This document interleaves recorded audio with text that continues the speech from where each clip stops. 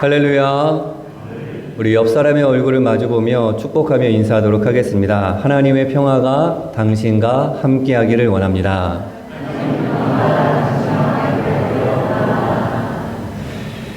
오늘은 시 한 소절로 말씀을 열어가려고 합니다. 함께 같이 읽어보도록 하겠습니다. 호지 무아초 출래 불사춘이라는 시인데요. 왕의 첩으로 끌려가던 중국 4대 미인 중에 한 사람 왕소군의 이 슬픈 심정이 담긴 그러한 시입니다. 풀어보면 오랑캐 땅에는 꽃도 풀도 없으니 봄이 와도 봄 같지 않구나 라는 그러한 시입니다. 적국왕의 첩으로 살아가야 할 운명 앞에서 꽃이 피고 봄이 왔으나 그녀의 눈에는 꽃이 들어오지 않았을 것이며 봄이 와도 봄 같지 않은 삶을 살 수밖에 없는 이 절망적인 마음을 담고 있는 표현입니다. 오늘날 봄이 왔으나 즉 축복을 허락해 주셨으나 그 봄과 축복을 마음껏 누리지 못하는 그러한 사람들이 참 많이 있습니다. 돌이켜보면 삶에는 바람 부는 날도 있고 파도 치는 날도 있습니다.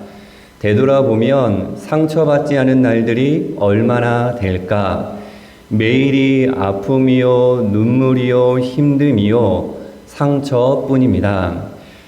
힘들게 하는 일들은 왜 이렇게 몰아서 그리고 왜 이렇게 많이 있는지 울게 하는 일들도 낙담하게 하는 일들도 참 많은 오늘날의 우리의 삶입니다. 시편 기자의 표현이 마음에 다가옵니다. 같이 한번 고백해 보도록 하겠습니다. 내가 주님을 애타게 찾습니다. 물기 없는 땅, 메마르고 황폐한 땅에서. 아멘. 자, 우리 영진 하늘 가족들의 삶은 어떠신가요? 자, 여러분들의 마음은 어떠신지 한번 생각해 보면 좋을 것 같습니다. 자, 이 어려움은 단지 개인뿐만 아니라 우리 사회와 교회에도 산더미 같이 쌓여 있습니다. 이미 기독교를 개독교라고 부른 지 오래요. 단순히 사회의 문화적 변화로 인한 이 인식의 변질이라고 하기에는 교회가 안고 있는 내적 문제가 작지 않습니다. 소수의 특정 교회나 특정인의 안타까운 이야기가 언론에 소개되면서 한국 교회 전체의 부정적인 인상을 심어주고 있는 것이 사실이지만 스스로를 되돌아 봐야 할 때입니다. 아니, 그때가 이미 지났을지도 모릅니다. 얼마 전 미국 대선이 있었습니다. 미 대통령 당선인은 취임식 때 성경에 손을 얹고 선서를 한 후에 하나님, 나를 도와주소서라고 짤막하게 기도를 한 뒤에 선서 순서를 마무리합니다. 이는 대통령직을 수행하는 데 있어 하나님의 은혜와 인도를 강구하는 기독교 정신이 밑바닥에 깔려 있는 그러한 모습입니다. 문제는 무엇이냐? 겉모습만 기독교적이요, 그 속은 반기독교적이라는 사실입니다. 자, 기독교 신앙의 기초가 되는 자유와 평등, 박애와 같은 숭고한 정신은 뒤로 하고 돈과 권력, 금융자산 주식, 군비산업, 패권주의, 1등 경쟁이 삶의 가치가 되어버렸습니다. 이는 미국 우선주의, 외국 이민자 유입 반대와 미국 국가 패권주의를 선호한 데서 확인되어집니다. 심지어는 이러한 상황을 미국의 교회들이, 미국의 그리스도인들이 적극적으로 지지하고 있는 상황입니다. 오늘날 이 땅에 살고 있는 그리스도인들의 변질된 겉과 속이 다른 모습을 대변하고 있는 그러한 모습입니다. 그리고 기후 변화는 위기를 넘어 기후 재앙으로 이어지고 있는 오늘날의 현실입니다. 자, 이러한 위기 상황 속에 우리 그리스도인들은 어떻게 살아가야 할까? 개인과 사회, 교회, 여러 가지 위기와 문제들 앞에서 우리는 어떻게 삶을 살아내야 할까? 넉넉고 하나님의 역사를 기다려야 할까? 아니면 계란으로 바위치기처럼 어찌할 수 없는 상황 속에 마지못해 무모한 도전만을 계속해야 하는 것일까? 여러분, 나비 효과라는 표현을 잘 아실 것입니다. 나비의 작은 날개짓처럼 아주 미세한 변화, 작은 차이, 사소한 사건이 이 다음에 예상하지 못한 큰 영향력을 발휘하게 되는 엄청난 결과나 파장으로 이어진다는 것입니다. 저와 여러분의 삶의 작은 변화가 나중에 표현할 수 없는 영향력이 된다는 사실은 이 위기의 때에 희망의 불씨를 살려줍니다. 더욱이 하나님이 함께 하시면 감당할 수 없는 놀라운 역사가 우리의 삶을 통해 허락될 줄로 믿습니다. 저와 여러분의 신앙의 흔적, 우리 56주년을 맞이한 영진교회 발자취를 통해 엄청난 일들이 허락된다는 사실을 전적으로 신뢰할 수 있는 우리 모두가 되기를 소망합니다. 개인과 교회 그리고 나라와 지구가 맞이한 위기 상황 앞에서 우리 그리스도인들이 어떠한 삶의 모습으로 살아가야 하는지 그 해답을 오늘 본문은 우리에게 아주 명료하게 알려주고 있습니다. 자, 여호수아 1장 이스라엘의 상황, 특히 여호수아의 상황은 한마디로 벼랑 끝에 서 있는 것과 마찬가지입니다. 이스라엘 백성들이 모압 평야, 모래바람이 있는 언덕에 있을 때였습니다. 충격적인 사건에 백성들은 공황에 빠지게 됩니다. 이제 우리는 어떻게 해야 하나 한숨이 끊이지 않는 그러한 상황입니다. 모두가 불안과 답답함에 사로잡혀 몸을 떨고 고개를 떨구고 있습니다. 왜냐하면 지금까지 절대적으로 신뢰하고 의지했던 끈이 끊어졌기 때문입니다. 붙잡고 있던 끈이 떨어졌으니 나락으로 추락할 수밖에 없는 이스라엘 백성들의 상황입니다. 충격적인 사건은 무엇이냐 하면 여호와의 종 모세가 죽었다는 사실입니다. 2절 전반절에 내 종 모세가 죽었으니 짤막하게 기록되어져 있지만 이 한 사람의 죽음을 짤막하게 언급한 것이지만 이스라엘 백성들에게는 아주 큰 민족적 재난의 상황이었습니다. 이스라엘 백성들이 애굽에서 탈출하여 어찌 모세 없이 이곳에 올 수 있었을까? 지긋지긋하게 이어졌던 노예 생활 400년을 청산하고 풀려날 수 있었을까? 물론 하나님의 계획하심과 인도하심이 있었지만 그 역할을 했던 모세였습니다. 그가 이스라엘 백성들의 곁을 떠난 것입니다. 더욱이 눈앞에 보이는 저 가나안 땅은 그저 땅 밟기로 차지할 수 있는 그러한 땅이 아니었으며 치열한 전쟁을 통하여 정복해야 하는 그러한 땅이었습니다. 이 중요한 때에 모세가 죽은 것입니다. 벼랑 끝에 내몰린 이스라엘 백성들의 상황입니다.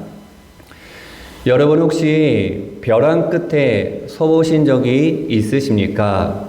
그러한 상황, 그러한 모습에 처한 적이 있으신가요? 자, 앞으로 한 발만 내디디면 죽음이요. 그렇다고 뒤로 물러설 수도 없는 상황입니다.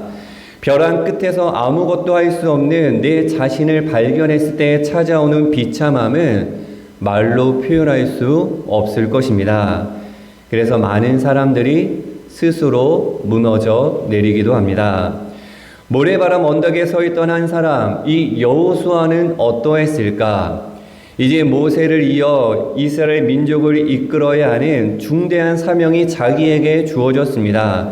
모세의 빈자리를 대신하여 중대한 과업, 가나안 땅 정복을 수행해야 했던 여호수아, 그의 마음은 깊은 두려움과 절망, 벼랑 끝에 서 있었을 것입니다. 하지만 이때 여호수아는 바른 판단과 결단을 내리게 됩니다. 말씀 앞에 엎드리기로 한 여호수아입니다. 우리 1절 말씀 한번 읽어보도록 하겠습니다. 여호와의 종 모세가 죽은 후에 여호와께서 모세의 수종자 눈의 아들 여호수아에게 말씀하여 이르시되 아멘. 황폐한 땅 벼랑 끝에서 여호수아는 하나님께 집중합니다. 시선을 벼랑 끝 낭떠러지 벼랑 끝에 모으는 것이 아니라 하나님께 모았던 여호수아입니다. 벼랑 끝에 서 있었을 때 들려오는 하나님의 말씀에 귀 기울였던 것입니다. 여호수아 1장 2절에서 9절의 핵심은 지금 벼랑 끝에 서 있다고 생각하는 너와 내가 함께 하겠다라는 그러한 말씀입니다. 우리 5절과 9절 말씀 나에게 주시는 말씀으로 같이 한번 읽어보도록 하겠습니다. 내 평생에 너를 능히 대적할 자가 없으리니 내가 모세와 함께 있었던 것과 같이 너와 함께 있을 것임이니라. 내가 너를 떠나지 아니하며 버리지 아니하리니 내가 내게 명령한 것이 아니냐. 강하고 담대하라. 두려워하지 말며 놀라지 말라. 내가 어디로 가든지 내 하나님 여호와가 너와 함께 하느니라 하시니라. 아멘. 너와 함께 있을 것이다. 떠나지 않으며 네가 어디로 가든지 내가 너와 함께 하겠다라고 오늘 우리에게도 말씀하고 있는 하나님의 사랑의 메시지입니다. 자, 이 말씀을 들은 여호수아는 벼랑 끝에서 힘을 냅니다. 할 수 없었던 어찌 내가 모세를 이어 감당할 수 있을까라는 물음표가 느낌표로 바뀌는 순간입니다. 하나님의 말씀을 들은 여호수아는 두려움을 딛고 일어서게 됩니다. 여러분, 하나님의 말씀은 언제나 소생케 하며 살리는 능력이 있는 줄로 믿습니다. 하나님의 말씀이 들어가니 에스겔 골짜기의 마른 뼈들이 살아났습니다. 하나님의 말씀이 들어가니 예수님을 알아보지 못했던 제자들의 눈이 열리게 됩니다. 시편 기자는 이렇게 고백합니다. 함께 읽어보겠습니다. 주님의 교훈은 함께 읽겠습니다.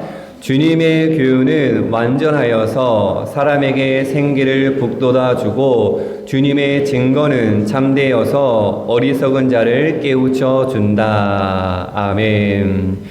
벼랑 끝에 서 있던 여호수아는 들려오는 하나님의 소리, 말씀에 집중했습니다. 벼랑 끝으로 밀리는 상황 속에 정말 필요한 것이 무엇인지 여호수아는 깨닫고 붙잡았던 것이죠.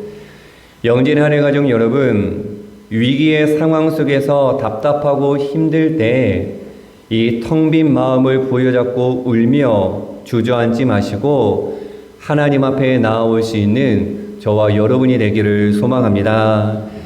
나의 시선이, 나의 중심이 연약한 내 자신과 상황에 쏠리는 것이 아니라 주를 앙모할 수 있기를 축복합니다. 성전에서 하나님을 바라보며 들려오는 이 하늘의 음성, 말씀에 집중할 때 하나님께서 벼랑 끝으로 떨어질 수밖에 없는 우리의 인생을 붙잡아 주실 줄로 믿습니다. 황폐한 땅에 단비를 내리시듯 뻥 뚫린 우리의 빈 가슴을 감사의 눈물로 채워 주실 것입니다. 벼랑 끝 상황을 넘어 하나님을 바라보며 다시금 일어설 수 있는 저와 여러분의 신앙이 되기를 소망합니다. 벼랑 끝에 있던 여호수아는 말씀을 받은 후 살아나 이제 움직입니다. 신앙생활은 자고로 나 하나 축복받고 나 하나 은혜 받고 나 하나 성공하고 나 하나 치유받고 나 하나 잘 먹고 잘 사는 것으로 끝나는 것이 절대 아닙니다. 텅 빈 가슴에 가득 채워진 말씀을 안고 여호수아는 지금 일어나 움직입니다. 10절 말씀 읽어보도록 하겠습니다. 이에 여호수아가 그 백성의 관리들에게 명령하여 이르되 아멘. 단순히 명령을 내리는 것 그 이상의 의미가 담겨져 있습니다.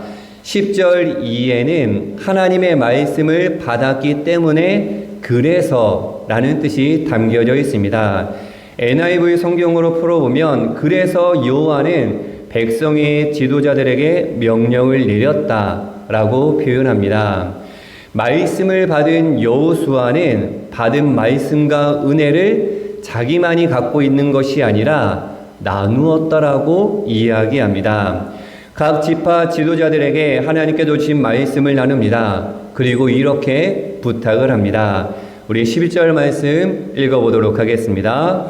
진중에 두루 다니며 그 백성에게 명령하여 이르기를 양식을 준비하라. 사흘 안에 너희가 이 요단을 건너 너희의 하나님 여호와께서 너희에게 주사 차지하게 하시는 땅을 차지하기 위하여 들어갈 것임이니라 하라. 아멘.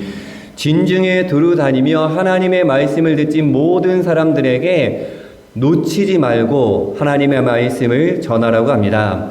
그리고 구체적인 행동 지침을 제시합니다. 양식을 준비하라. 하나님께서 주시는 땅으로 들어갈 준비를 하라는 것입니다. 우리가 과연 모세 없이 가나안 땅을 차지할 수 있을까, 해낼 수 있을까라는 모든 의심이, 두려움과 걱정이 하나님의 말씀으로 덮어지는 장면입니다.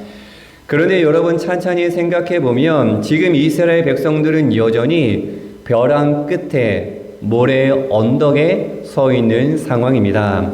아무것도 이루어진 것이 없었습니다. 눈에 보이는 성과도 없습니다. 그저 여호수아는 하나님의 말씀에 대한 믿음을 가지고 말씀을 선포한 것이며 말씀을 나눈 것입니다. 상황을 보면서 판단하고 준비시킨 것이 아니라 이루실 하나님을 바라보며 허락하실 하나님을 신뢰하며 나아갈 것을 요청하고 있는 것입니다.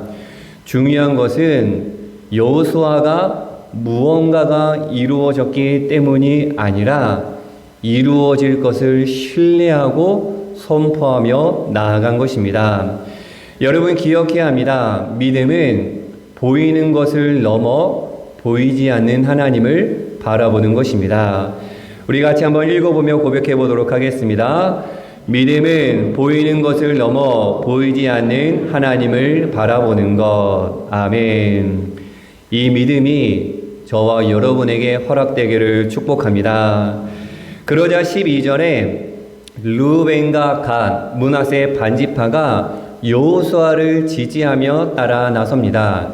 이들은 이미 요단강 동편의 땅, 오늘날로 이야기하면 요르단 지역의 땅을 차지하고 있었습니다. 요단강 서북 지역을 점령하는 전쟁에 이 동참해달라는 여호수아의 요청에 이들이 기꺼이 따라 나선 것입니다. 그들은 여호수아가 명령한 것을 다 행하며 명령한 곳에 나아간다라고 화답하며 오히려 18절 끝에 뭐라고 이야기하느냐? 오직 강하고 담대하소서 여호수아를 격려합니다. 여호수아의 텅 빈 마음에 하나님의 말씀이 채워진 말씀을 나누기 시작하자 놀라운 변화가 일어난 것입니다. 굳이 가나안 전쟁에 참여하지 않아도 될 르우벤, 갓, 므낫세 반지파가 적극적으로 전쟁에 동참하게 된 것입니다. 여러분 기억해야 합니다. 벼랑 끝 어찌할 수 없는 상황 속에 하나님께 엎드렸더니 말씀을 허락하십니다. 그 말씀을 믿었고 말씀대로 행하였더니 상황을 역전시킬 수 있는 마음을 허락해 주십니다. 다르게 표현하면 절망 속에 있는 모든 것을 포기했던 사람들이 다시금 힘을 내어 일어날 수 있도록 하나님께서 인도해 주신 것입니다. 유진 피터슨 목사님은 이렇게 고백합니다. 우리 같이 고백해 보도록 하겠습니다. 벼랑 끝에 서 있는 너희는 복이 있다. 너희가 작아질수록 하나님과 그분의 다스림은 커지기 때문이다.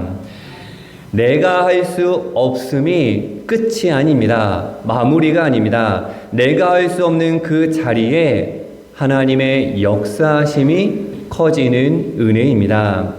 나는 할 수 없지만 하나님께서는 할 수 있습니다. 그 하나님을 신뢰할 수 있는 우리의 믿음이 되기를 축복합니다. 벼랑 끝에서 진정으로 하나님을 신뢰할 수 있다면 그 벼랑 끝은 오히려 나에게 축복이요 은혜요 하나님의 사랑을 경험하는 자리가 되는 것입니다. 여러분 쉽지는 않겠지만 혹시 어렵고 힘든 마음이 있다면 벼랑 끝에 서 있다면 하나님의 손을 붙잡고 일어날 수 있는 저와 여러분이 되기를 축복합니다. 말씀을 붙잡고 일어설 때 벼랑 끝이 오히려 축복의 자리로 역전될 줄로 믿습니다. 영진의 하늘가족 여러분, 오늘 하나님께서 우리에게 말씀하십니다. 너와 함께 있을 것이다. 너를 떠나지 않으며 내가 어디로 가든지 함께 하시겠다. 이 말씀을 들으면서 여호수아는 주어진 상황과 가까워진 것이 아니라 하나님과 가까워졌습니다. 가나안 땅을 어떻게 하면 정복할 수 있을까라는 걱정과 상황에 그리고 인간적인 판단과 가까워진 것이 아닙니다. 말씀을 받고 하나님과 더 가까워지기 위해 애썼던 여호수아였습니다. 명심해야 합니다. 저와 여러분은 세상 속에서 하나님과 가까워지는 삶을 살아내야 하는 존재입니다. 하나님과 가까워질수록 사람다움이 회복되어지며 조금은 더 여유 있게, 조금은 더 따뜻하게 세상을 품어 살릴 수 있게 됩니다. 우리 앞에 펼쳐진 여러 위기 가운데 그리스도인은 말씀 앞으로 나아가 말씀이 이끄는 대로 순종해야 합니다. 말씀을 통해 하나님과 가까워짐으로 고백이 회복되고 믿음이 회복된다면 종국에는 벼랑 끝에서 감당할 수 없는 하나님의 승리의 은혜를 맛보게 될 줄로 믿습니다.